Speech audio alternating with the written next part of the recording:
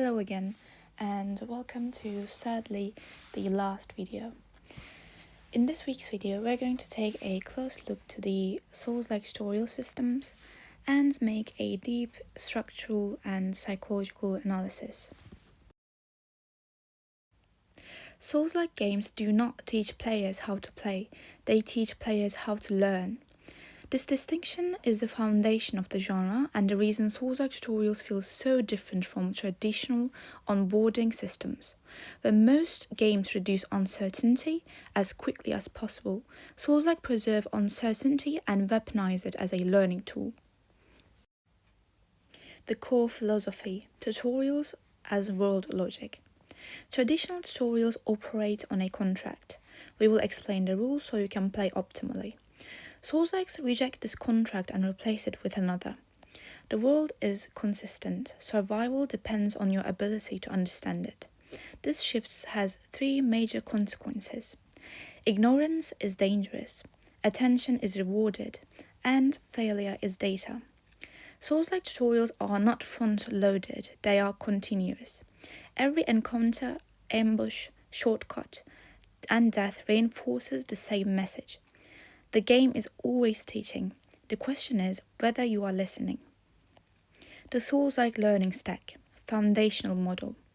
All Soulslike tutorials operate across 4 simultaneous layers. These layers are always active and never disabled.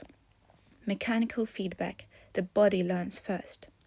Before cognition, the player learns through feel.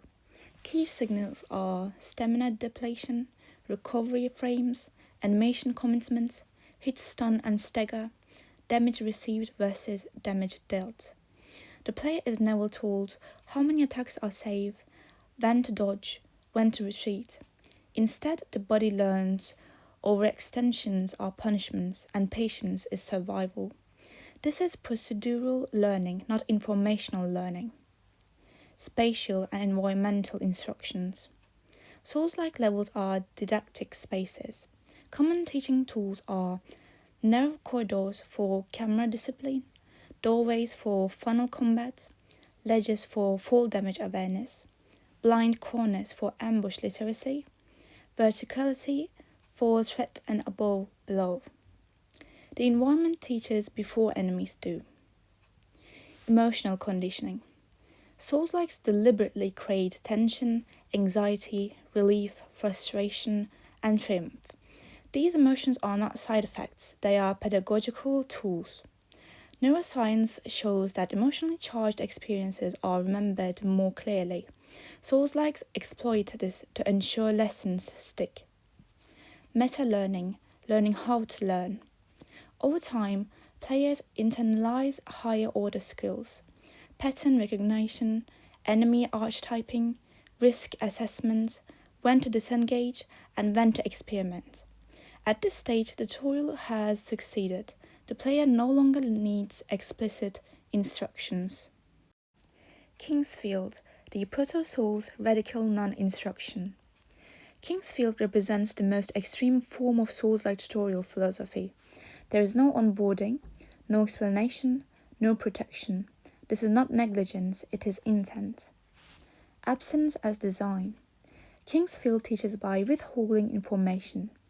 Examples are stats are opaque, magic has no usage tutorial, equipment effects are unclear, and enemy strengths are unknown. This forces hypothesis formation, testing, and observation.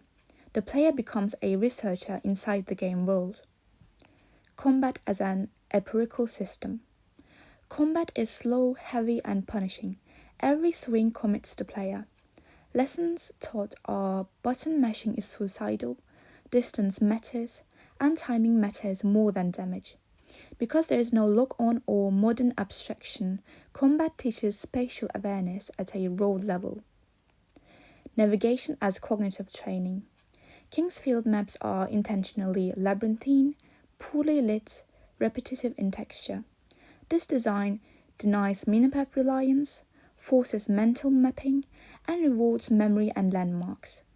The tutorial is learning how to exist in uncertainty. Items as cryptic teachers. Items rarely explain themselves clearly. Players learn through trial, through misinterpretation, through consequence. Misusing an item can kill you, but surviving teaches you more than success would. Why Kingsfield matters. Kingsfield establishes the DNA, trust the player, punish arrogance, and reward curiosity. It is inaccessible but philosophically pure. Demon Souls. Structured suffering and intentional onboarding. Demon Souls introduces controlled tutorialization but disguises it as a world logic. The opening level as a teaching laboratory. The opening area is carefully curated. Narrow hallways for camera discipline, shielded enemies for guard breaking, open courtyards for enemy spacing, elevation changes for vertical awareness. The player is never told why they failed, they are expected to infer it. Scripted death as psychological reframing. The Vanguard Demon is a masterpiece of this tutorial design. Its purpose is to kill the player, to reset expectations, and to detach ego from success. This moment teaches death is part of progression. From this point on, failure becomes acceptable and therefore informative. World Tendency, Hidden Circle. World Tendency is never fully explained. Instead, players notice enemies becoming stronger, loot changing, new paths opening. This teaches systems exist beyond immediate perception, and actions have delayed consequences. It trains systems thinking, not rule memorization. Social learning through messages. Players' messages introduce collaboration, deception, humor, and mistrust. Players learn to evaluate sources, to read tone, and to contextualize information. This mirrors real-world learning under uncertainty. Why Demon Souls is a turning point. It proves that minimal tutorials can still onboard, failure can be welcoming, and difficulty can feel fair. It transforms punishment into guidance. Elden Ring. Adaptive learning and player agency. Elden Ring does not simplify Soulslike tutorials. It externalizes control to the player. Optional tutorials as responsibility training. The tutorial cave is visible, is optional, and is skippable. If you skip it and struggle later, the game silently teaches preparation was your responsibility. This reinforces player ownership. The open world as a difficulty regulator. Elden Ring's world teaches retreat is valid, exploration is power, and time is a resource. The Tree Sentinel exists to teach not everything must be fought now. This reframes difficulty as choice, not obstruction. Guidance without command. Guiding rays suggest direction but never enforce it. This preserves discovery, identity, and narrative cohesion. The tutorial becomes adversary, not authoritarian. Increased transparency without hand-holding. Elden Ring introduces clear UI tooltips, map clarity, and brief pop-ups, but they are optional, non-intrusive, and contextual. Information is available but never forced. Why Elden Ring works. It adapts Souls-like teaching to a broader audience, longer playtimes, and player-driven pacing, without compromising core philosophy. Each game answers the same question differently. How much guidance can we give without destroying discovery? Why Souls-like tutorials are so effective? They succeed because they respect player intelligence, integrate learning into fiction, make mastery emotional, and encourage reflection over reaction. You do not memorize rules, you internalize principles. Enemies as tutorial devices. The Hidden Circle. In Souls-like games, enemies are not just obstacles, they are lesson delivery mechanisms. Every enemy archetype is designed to teach one dominant rule, often at the cost of player death. Basic humanoid enemies, discipline training. Early humanoid foes teach spacing, stamina control, and punishment for greed. They are intentionally weak individually and dangerous in groups. The lesson learned is combat is not about damage output, it's about control. Shielded or armored enemies, system literacy. These enemies exist to break incorrect assumptions. They teach guard breaking, flanking, and patience over aggression. Players who persistently attack shields are punished, not because they lack skill, but because they lack understanding. Ambush enemies, attention conditioning.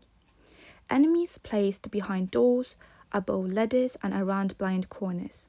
These teach camera discipline, preemptive caution, and environmental reading. And eventually, players stop running blindly, not because the game told them to, but because memory rewired behavior. Large or intimidating enemies, fear calibration. Oversized enemies are rarely complex mechanically. Their purpose is intimidation, threat assessment, and psychological pressure. Players learn size is not equal to impossibility and panic is equal to death. This recalibrates emotional responses. Boss fights as examinations, not obstacles. Bosses in Soulslikes are cumulative tests. They do not introduce new rules, they demand mastery of existing ones. Bosses test pattern recognition. Boss attacks are highly telegraphed, consistent, and punishing when ignored. Early failures are informational. Players learn which attacks are safe to punish, which are baits, and which enforce disengagement. This reinforces observation before action. Multi-phase bosses teach adaptability. Phase changes invalidate learned habits. Lesson is mastery is temporary. Players must relearn, adjust, and let go of rigid strategies. This trains cognitive flexibility, not just reflexes. Arena design as instruction. Boss arenas often teach spatial control, edge awareness, and obstacle usage. The environment becomes part of the test. The failure loop, why repetition does not feel like punishment. Soulslikes rely on a tight failure retry loop, but crucially, failure is fast, recovery is possible, and knowledge is permanent. Each death answers one question: what did I misunderstand? The game never says why you failed, it expects reflection. Long-term player transformation, the real tutorial outcome. By mid-game, players exhibit measurable behavioral change. Mechanical changes are fewer attacks per opening, deliberate stamina usage, and preemptive camera checks. Cognitive changes are pattern-based thinking, risk assessment, and strategic retreat. Emotional changes are reduced panic, acceptance of death, and increased confidence under pressure. At this point, the tutorial is no longer about mechanics, it has reshaped how the player approaches challenges. Why Souls-like tutorials resist obsolescence? Unlike traditional tutorials, Souls-like teaching systems do not rely on UI trends, do not require narration, do not assume genre familiarity. They scale across skill levels, time investments, and player intent. A beginner and a veteran are taught by the same systems, just at different depths. Final synthesis: what Soulslikes actually teach. Soulslike tutorials teach attention, patience, accountability, and adaptation. They reject instant gratification, passive learning, and assumed entitlement to success. This is why players often describe Soulslikes not as hard, but as honest. Souls-like games do not teach players through instruction. They teach through experience, consequence, and reflection.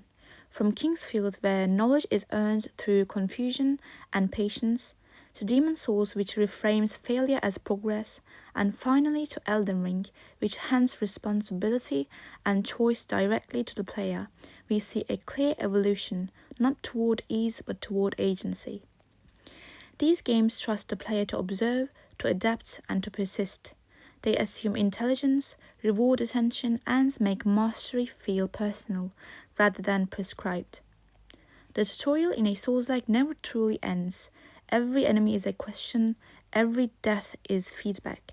Every victory is proof that understanding has taken place. In the end, Souls-like games are not about being difficult. They are about being honest, about teaching players that growth comes not from being told what to do, but from learning why something failed and choosing to try again with greater insight.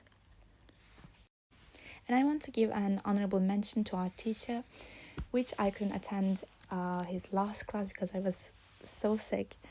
I want to say that your class was actually one of my favorites.